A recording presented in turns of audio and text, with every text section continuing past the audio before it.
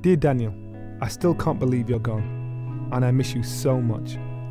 Mum needs her son back too. Every day, 24/7, you will always be in my heart, and if only I could say goodbye. I hope Nan and Janet and Grandad Mick are looking after you in heaven. Just you see, one day I'll see you, one day in that peaceful place called heaven. I still have your clothes and they smell just like you and your aftershave. I wish I could have saved you from that brutal murder. You know, Daniel, I would sacrifice my life for you, but it was too late. If that awful man could have just thought about how much pain, grief and heartache it would have caused our family. But no, he went straight in for the kill, without no thought into what he was about to do and the consequences of the murder on me and my family. I wish you were here to see me achieve my goal in football, and I bet you were watching all the time with a pint and a pie in your hands. I've only just learned how to cope with the grief of talking about you, but I still can't believe you're gone. It all felt like a dream, not real. I can't believe I can find the strength to go through each day without you. I just want to spend one more day with you. You will always be in my heart and never going to be forgotten. Love you loads. Emma Jade Softly, sister of Daniel Massey. R.I.P. Massey.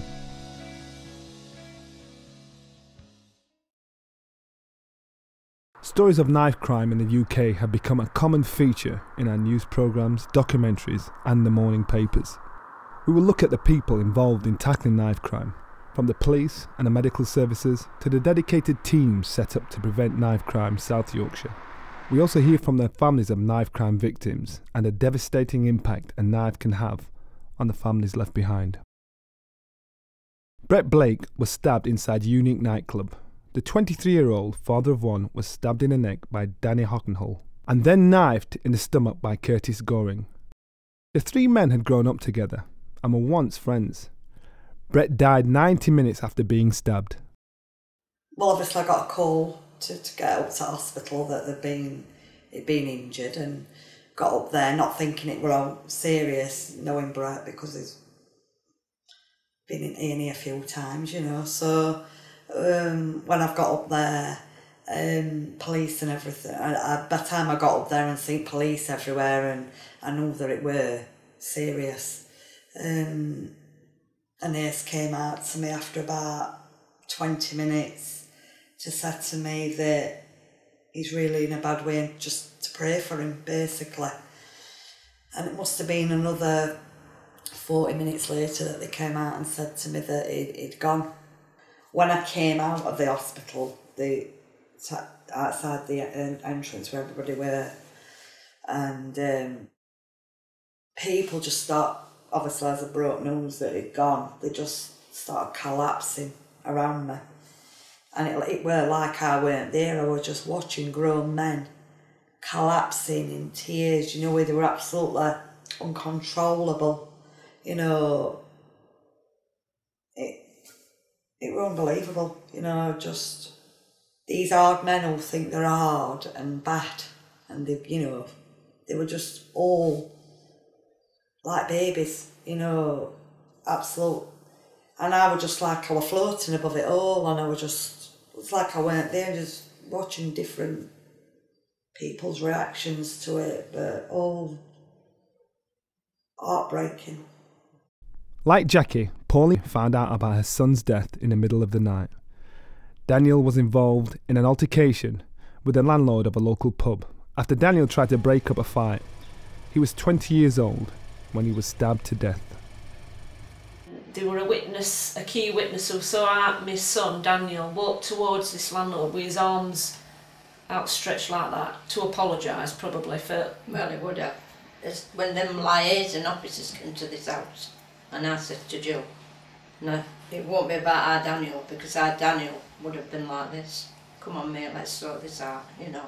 And he were. It's apparently, just there and you can see it. Apparently Daniel walked up to the landlord with his arms outstretched. Then he got hold of Daniel, stabbed him once, which would have only needed a few stitches. And then he grabbed him with shoulder to make his aim, and aimed straight for his heart. And it went straight through his heart, and punctured a lung. Well, that's what the judge said at trial. He says you studied this target, so you knew what you were doing. And they made sure he couldn't move out of the way, and that's it. He stuck that knife in his heart. And the landlord what murdered him, he just went into the pub, went upstairs, changed his shirt, put it in a black bag, got rid of it, and just went back downstairs and back into the pub as normal, as no what happened, as though not what happened. Kimberly Fuller, aged 19, collapsed and died from severe blood loss after being knifed in the neck whilst out celebrating a friend's birthday. Hours earlier, Kimberly told her mum Pat not to worry as she left their home in Thorpe Hesley. It was the last time Pat saw Kimberly alive. Kimberly was a care worker. She worked with young people less fortunate than herself, and she was going to Sheffield University. She wanted to take up nursing. She cared about a lot of people, and a lot of people cared about Kimberly. She's got 3 memorial benches named after her, and also wing at the hospital's being named after Kimberly. We miss her so much. We'll never ever get over what's happened to her. It's destroyed our lives through someone carrying a knife in a nightclub. Yeah. November 2005, Kimberly was invited to a night out girls' party, all girls, and they went to the Escape nightclub in Rotherham. There was 30 girls, which I thought Kimberly would be alright with a crowd of them, and the incident happened in the Escape nightclub where a certain person carried a knife and Kimberly never came home. One of Kimberly's friends phoned about 1:45 in the morning. My son answered the phone and he shouted upstairs, "Mum, you better get up." One of Kimberly's friends told us that Kimberly's been stabbed in the neck and was taken to Rotherham District General Hospital. From there, that's where our life totally changed around. I can't remember getting to the hospital, but when I got there, the surgeons were working on Kimberly, and 2 hours later they came back and told us that Kimberly was dead. Found it hard, especially when the surgeons came to tell me that they'd been fighting for Kimberly's life and that they'd lost her. My automatic reaction was to go to my daughter, put my arms round her. But now it was a crime, and they wouldn't let me nowhere near Kimberly, and that hurt the most, because it would have been the last time I would have seen my daughter, but the last time I saw her was laid in a coffin. Because it were a murder case, I couldn't see him for 2 weeks, and then when they released his body, then I could say my goodbyes at chapel arrest. But that were worse. You know. It brings it all back so yesterday, isn't it? When I went to see his body, I was screaming and I couldn't leave him. I just didn't want to leave him there. I just wanted to bring you up. You know how when you're a mom and you've got children of your own, and if they fall down and cut their knee, you say, "Oh, kiss that better." I couldn't do it that time. But when you get this phone call, you don't believe it. I got this phone call early morning, and I just couldn't believe it. That she phoned me up and just said, "I thought I ought to tell you, Mum, that Danny's dead." Just as a matter of fact, she just thought so. She just in shock. But the phone went at 12:30, and it was Daniel's one of his friends. And it was his girlfriend, and she was screaming and crying, and she says, "Something's happened to Daniel." I says, "What?" She says, "He's dead." And I went, "What? You what?" So I just ran downstairs screaming, and then plainclothes officers came to tell me, and I just got my fingers in my ears. I didn't want to hear it, you know. Even now, I just can't believe he's gone. I think the worst job that any police officer can possibly do is to go out at 2:00 in the morning, knock on someone's door and tell them that their teenage child is dead.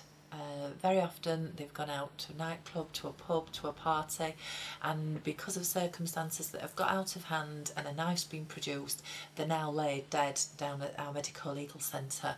And to knock on the door and tell a mother or a father and siblings that their child is dead is the most horrendous job that anybody could ever be asked to do. After hearing the devastating impact knife crime can have on people's lives, the question must be asked, why would anyone carry a knife in the first place?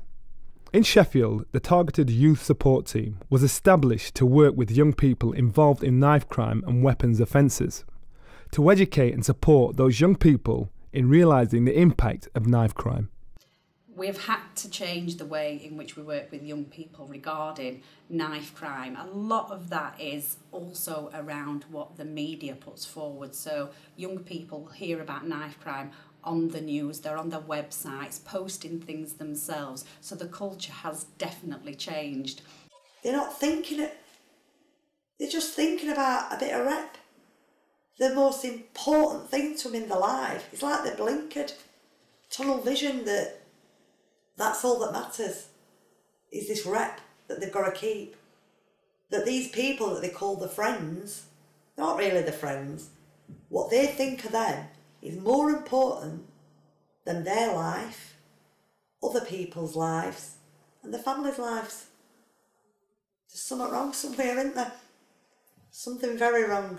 I think what those young people need to understand is that the issue of respect and disrespect, when you actually put that in the context of somebody dying, and when you see that dead body on the slab at the medical legal centre about to undergo post-mortem examination, that really should then put it into context. Because there are many cases that I'm certainly aware of and some that I've investigated where that disrespect issue is of such a minor nature that for people to go to the lengths that they have done to kill somebody for that just beggars belief. I think what it is now, it's gone up too far. I think kids today, especially on that kind of hype scene that go to these kind of clubs in this kind of society, what they go in, they've got a choice. They either stay in or they go out with a knife. Not that they want to use a knife, not that they've got all that intentions of using a knife. It's more that I better take a knife because things are getting that bad out there that, I might need it. Not that I want to. I'm not a trouble causer. I'm not about my son's situation. That was totally different. They knew what they were doing as far as I'm concerned. But a lot of it now is, even if the trouble causer ain't got a knife, he'll know somebody who has, because people are taking him out because they're scared. Do you think that's a valid reason for a young person to carry a knife out of bed